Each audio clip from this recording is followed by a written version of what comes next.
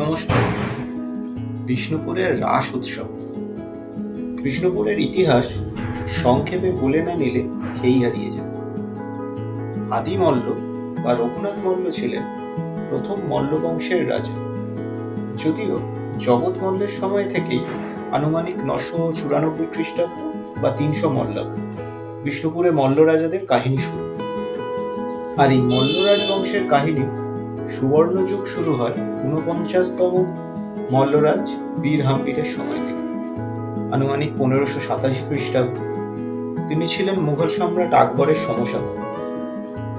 1600 খ্রিস্টাব্দে বীর হাম্বির নির্মিত করেন রাসমঞ্চ। স্থাপত্য বিন্যাসে এরকম গঠন ভূভারতে আর কোন স্থাপত্যে দেখা যায় না।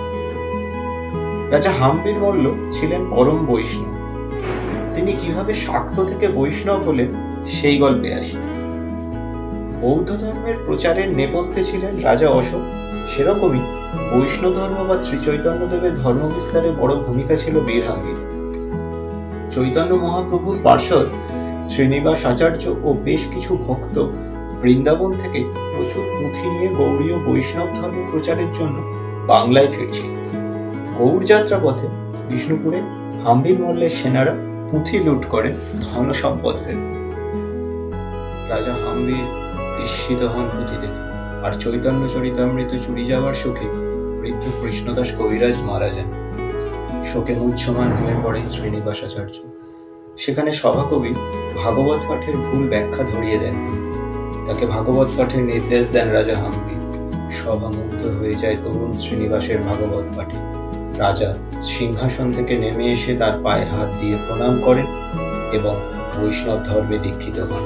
পরে সব পুঁথি ফিরিয়ে দেন তিনি এবং বিষ্ণুপুরের লিপিকারদের দিয়ে সেগুলি অনুলিখনের ব্যবস্থা করেন।